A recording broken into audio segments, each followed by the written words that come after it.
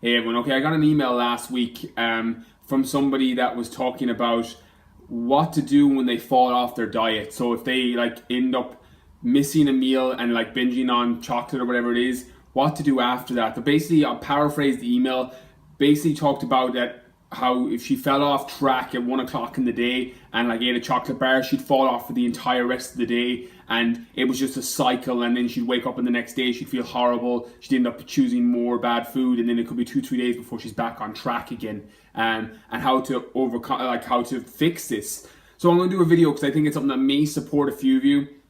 I get this more than anybody as somebody that didn't have the healthiest of relationships with food. And there's a couple of things that I've done that have massively supported me, and I actually have them factored into my online program. And it's one of the reasons people have such a success rate is because I cut down on cravings and cut down on those like emotional responses to food. So number one, the first thing is, obviously when you go off track, to throw the rest of the day out of whack mentally is crazy. Sometimes it can be a hormonal thing, so I'll talk about that as well. But to have an attitude when you've fallen off and gone, fuck it, you know, I've missed this meal now, I'm just going to go off for the rest of the day, and you're doing it from a mental choice, which some people do, is literally like having a flat tire and then slashing the other 3 tires because you're like, fuck it, one of them is gone. You know, if you're finding you're falling off track after going off one meal, get back on after. You know, you fell off for one meal. You know, the reality is life's about fucking balance anyway. And if you're doing all the other stuff right, and you're getting your training right, and you're doing the right cardio and doing the right program and eating the right foods, one meal is not going to set you off. You know, it's not going to throw you off balance. And the irony of it is the actual cortisol release from thinking about the food you've eaten is going to have a way more destructive damage to your body in terms of your fat loss or stopping muscle gain because of the elevated cortisol in your body because you're fucking thinking about it, you know. So that's one thing. If you find that you've got off track and you've literally just got the attitude, it's grand, you know, I made a mess up at lunchtime, I'm going to go off it today, I'll start back tomorrow. That's a mental conscious choice you're making, which is crazy. Like, think about the car analogy and slashing the tires, you know, go straight back on track. It's not going to set you off, but that's literally can be your body's way of self-sabotage where you're like getting towards your goals and you're self-sabotaging yourself for whatever reason. That's where you want to just pull it back and be like, okay, made a mess up now, back on my normal eating pattern straight after this meal. You know, that's what you do on that side. From a physiological point of view and from a hormonal point of view, what I found has helped me massively. Now I have people, if you watch some of my older videos, how I fixed my relationship with food, I didn't have a healthy relationship with food. I had I've eaten poor food, I gotta get to the gym now and train it off, you know, or else I'd have the binge and eat until at the point I was sick, and then, you know, you'd fast the next day and train 2 or 3 times just trying to get yourself back to normal, which isn't a healthy way to live your lifestyle. But for me, it was a physiological thing. It was a hormonal thing that I didn't realize at the time that I realize now because I was eating processed foods. And when I say processed foods, I wasn't eating simple sugars and refined sugars, but I was eating a lot of those fucking flavor drops onto food, sweeteners in my supplements, having branched chain amino acids that have massive amounts of additives and sweeteners.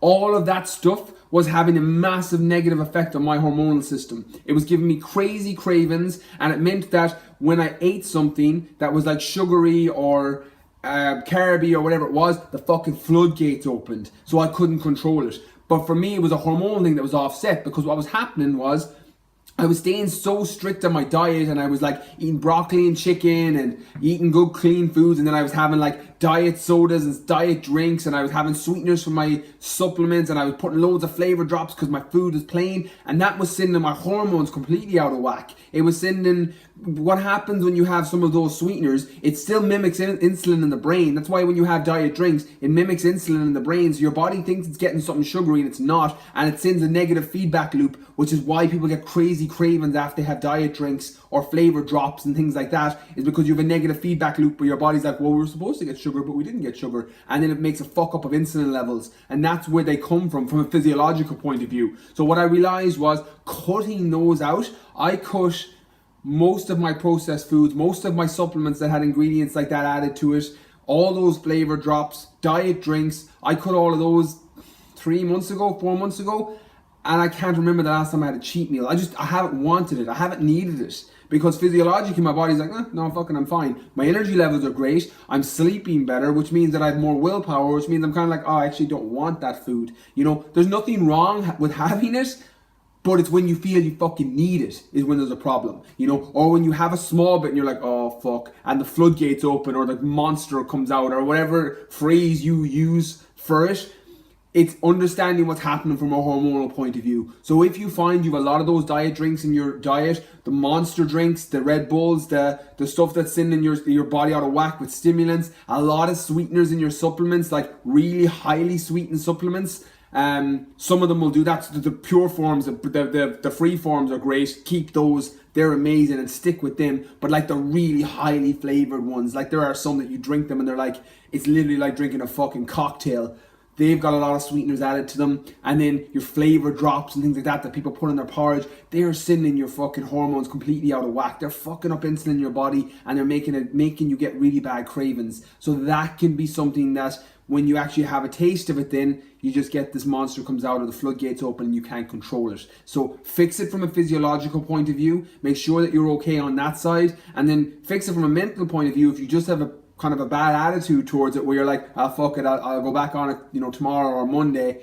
That's something you can control. You know, physiologically you're fine and you're just like self-sabotaging yourself for whatever reason, just pull yourself. You know, it's like slashing your tires. If you go off for one meal, don't beat yourself up. Just go back on it the next meal. Just go back and choose clean, healthy foods in your next meal and you're not going to set yourself back. You know, it's the same as I always tell people, it's like you're not going to get really lean and shredded or ripped or a flat tummy by eating one meal. The same way as you're not going to get fat by eating one meal. It doesn't do that. It's the compound effect of the meals over time, getting it right 80 to 90% of the time, and if you fall off, then you fall off. You know, you go back on again. That's what happens. You fall down, you get back up. You know, I'm not a big fan of, for me, this varies person to person. I don't follow an 80-20 or 90-10 because I find I am better if I just go 100% with clean, whole grain foods, whole foods that are clean, that is solid vegetables, fruits, things like that. I find if I just eat that 100% of the time, I don't want to be leaning the other 10% of the time, you know. But I understand that people do follow that and that works for you, then apply it. But it's individual to each person. Some people are all or nothing. I'm a bit all or nothing in my lifestyle, and the same thing applies in my diet. So trial that, see what works best for you. You might be better to cut all of those sweetener things across the board, see how you feel, and then you may not fall off track because you may not have a physiological response. And if you do from a mental side, just pull yourself back, get back on track for the next meal, and you won't do any damage. You're not going to get fat and sluggish after one meal, the same way as you're not going to get lean and skinny or ripped after one meal. Hope the video helps. Please like and share the page. Replying to comments in the next 24 hours.